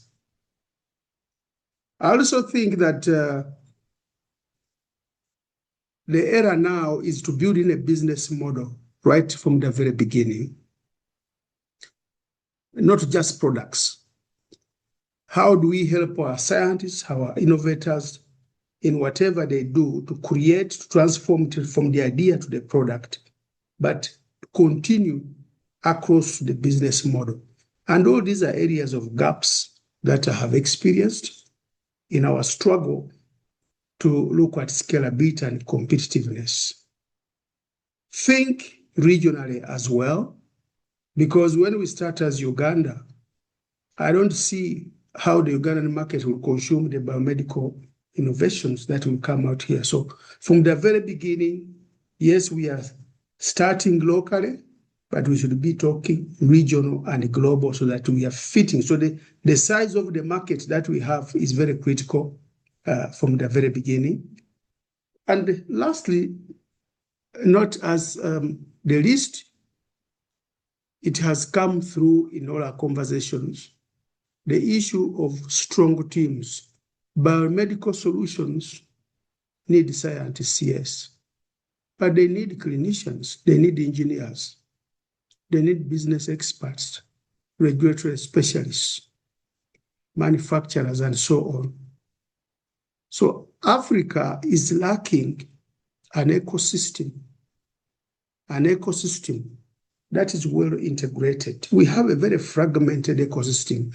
The current efforts are building that ecosystem, but frame agreements are urgently required to make sure that universities are cross-talking, laboratory entities are working beyond informal collaboration and goodwill, that we know that we are working for a strong economy, and we are purposefully doing that for that. And the idea of intellectual property came in, which also speaks to that. So, Mr. Moderator, I would like to submit with those comments as key in scalability as well as competitiveness. Thank you. Thank you, Dawoodi, for putting that out. And I think when you mentioned the broader ecosystem and whether it is cross-pollination, whether it is collaboration and different stakeholders coming together without being someone operating in silos, I think that is very critical for any ecosystem to move forward, whether you're looking at it from a startup innovation standpoint or even if you're looking at it from an industry standpoint. I think for all actors to come together without thinking of competition, but keeping collaboration and a vision for the industry, I think that becomes kind of mission critical for anything to kind of move in the positive direction. With that, I'll come to the last question to Professor Pauline. So and this is kind of a continuation, not just to what the earlier speakers have spoken, but also some of the questions that I've seen in the chat window. So as biomedical innovations move from lab to customers, Professor Pauline, how do you think innovators can balance regulatory compliance, ethics, and patient safety while still maintaining speed and scalability, which is very important for commercialization? Thank you, Ajay, for that question. Balancing regulatory compliance, ethics, patient safety, and scalability is something central to biomedical innovation, and it causes a bit of tension because if one moves too slowly, that delays access to innovations, some of which are life-saving technologies. While if one moves too fast, then there is risk for harm. The harm could be in terms of harm to humans, or it could be in terms of cost. Some kind of harm could be created. So we should, all innovators, when I say we, I'm part of the innovators, I'm one of the innovators, should learn to balance these pros and cons to be able to overcome and progress with innovation. And we should also be able to integrate them and cater and consider them right from the beginning of the innovation pathways. And in doing this, we need to move from the thinking that compliance to these regulatory requirements comes at the end of the innovation life cycle. We should embed it right from the beginning and know what is required of us as we start out. But also, as I spoke in the beginning about ethics, we need to integrate that throughout the innovation life cycle and know that there is no compromise with ethics. So engaging with the regulators early and continuously is very, very important. Then also, it's important to look at the environment, the reality of the environment that I spoke about earlier, and weigh the risks and benefits of your innovation, where it's taking you. Does it have a future, as we say in Uganda? And look at a risk-based approach to this innovation. Some innovations carry much higher risk compared to others. For example, if your innovation is something to do with modification of a gene, it carries much higher risk as compared to another innovation that another person may think about. So really outlining the risks and considering the environment that you're innovating for and the uptake that you're innovating for, the targets you're innovating for, is very, very important. Then as I finish, it's important to look at the communities and know whether there is scalability of your innovation within the community that you're targeting. So the target community and the scalability of your innovation is very, very important. I talked about quality assurance, and Professor Kabasai also talked about quality. It's important that we embed quality management systems early, because if you don't do that, then you're unlikely to have scalability, because scalability depends heavily on quality assurance and reproducibility. Looking at prioritizing trust and transparency is crucial. We have to build trust, public trust. We have to work transparently so that we get community buy-in and build trust with our innovations. Some innovations fail to work in the real world. So embedding implementation science is very, very important. As we think about these innovations, we have to think about the implementation and how the scalability and implementation would perform. As I conclude, I think what I need to say finally is about we in the low and middle income countries, although our president says we are already middle income, maybe we are, but we need to balance priorities. And in our setting and to our regulators on the webinar, it's important that we strengthen regulatory agencies, we strengthen ethical oversight and the ethics processes, because oftentimes those cause delay. As I speak, we're at a period of an outbreak of Ebola, but how is our oversight system? How is our research regulatory system? Are we able to bring these innovations, diagnostics innovations, or therapeutics, or vaccines on board and have them reviewed, of course, not compromising safety, but having them reviewed adequately and being brought on board in the fast way possible. So strengthening the regulation while not compromising safety is very, very important. So I have said, I think 2 or 3 finalists, but the real final one, since I'm coming from the academic background, and I know that our ministers are online, I think I need to advocate for funding for innovation. It's important that as a country, we do not only heavily rely on external funding.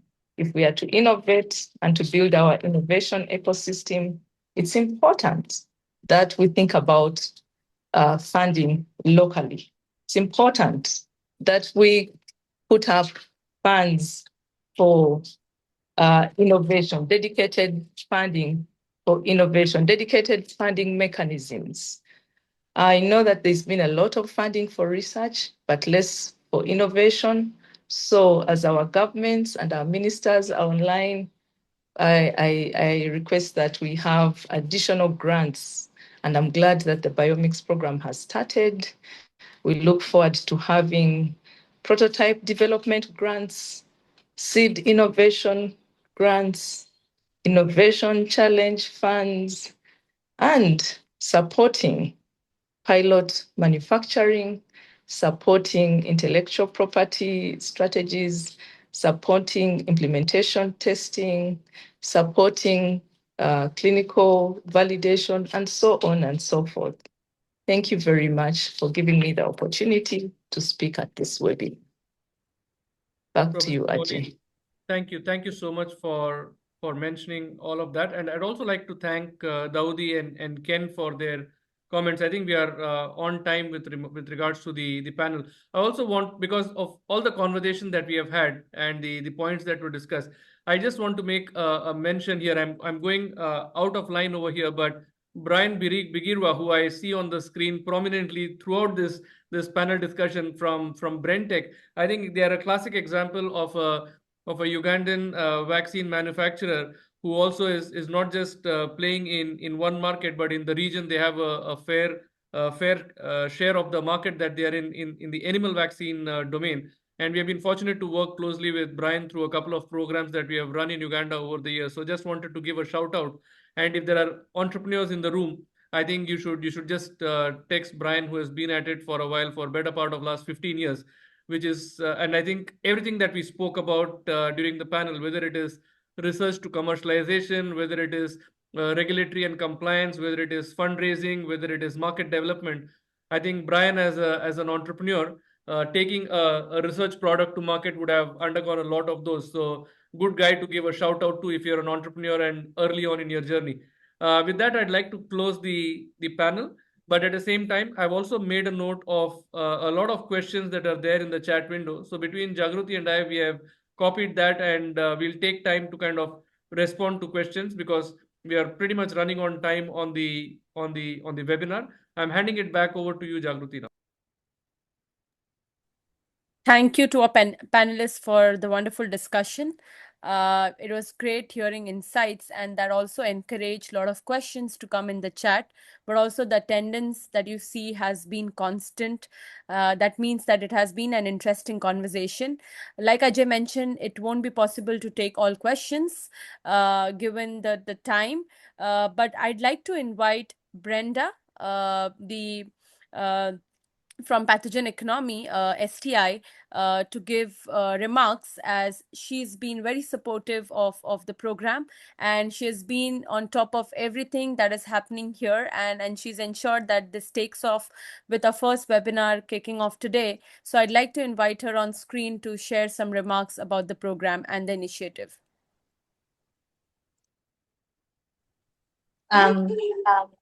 Thank you very much.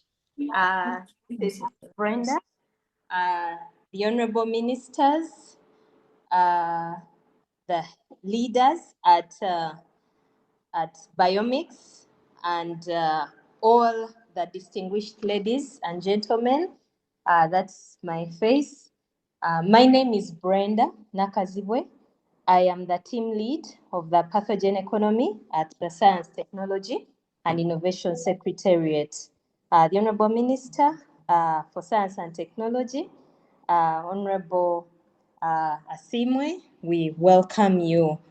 Honorable Dr. Musenero, we thank you so much for your visionary leadership. Biomics actually comes in, it's a dream come true for the work we started out at the pathogen economy. We remember, and with the team members that are here, with our think tank lead, Professor Daudi Kavasa, the professors that have just spoken, Professor Chirenga, Professor Pauline Biachika, my teammates, Amanda, Ipola, Abel Walekwa, right here at the pathogen economy, Leah Nabidie, as we worked out building the pathogen economy, the word economy is now coming to light actually through the biomics. Yes, we've already had some gains where we've been able to save the country importation hemorrhage through the PCR, where we've saved the country over 148 billion Uganda shillings. We are looking at Jenna Harbors of Covidex and many others that have been able to sell and saved the country hemorrhage. And Microhim Scientifics working on diagnostics for malaria, for HIV, for sickle cell anemia. Great strides. And as we move on, Biomics comes now to also further strengthen the economy bit of the pathogens. Now, Jagruti and Ajay, and thank you so much for supporting us through that process, and Dr. Winters as we worked. You notice and we know that our friends that are not from Africa have known the power, have known what pathogens mean. So the samples, the data that we collect is gold to them. So with the leadership of His Excellency the President and now Dr. Musenero, we worked out saying we should step in this space. And to the incoming minister and ladies and gentlemen that have joined us for this webinar, thank you. We have noted that Uganda is taking lead. Last year, we hosted 17 African countries in conjunction with Africa Centers for Disease Control, Africa CDC. And the countries from the Ugandan story said they do not have anything like this in their country, in their countries. They do not have science and technology being funded by their African governments. And so looking at the strides we have taken, this is great. So beyond the science and technology, we are now saying we are driving these products to the market. And the bottlenecks have been named. And I just only want to say that we have been able to also set strategies to work on the bottlenecks. For example, for the clinical trials, Professor Byachika here, Professor Chirenga lead our clinical trials platform. For the very first time in the country, did we do clinical trials of our own products right here in country. We've long evaluated other people's products, but now here we are, and a whole platform that is very resource efficient and effective has been set up. And in all this, we are chasing the economy to ensure we are developing human capacity, but also we are pushing our products out and much faster. We supported National Drug Authority in a consultancy to review their guidelines for clinical trials.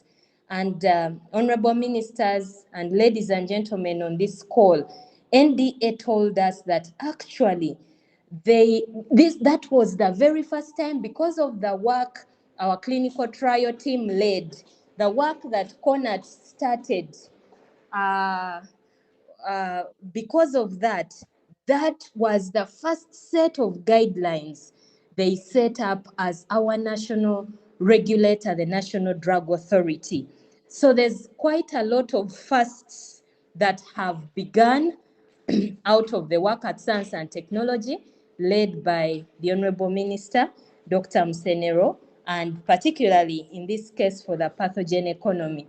Intellectual property, we've been able to register even at the World Intellectual Property.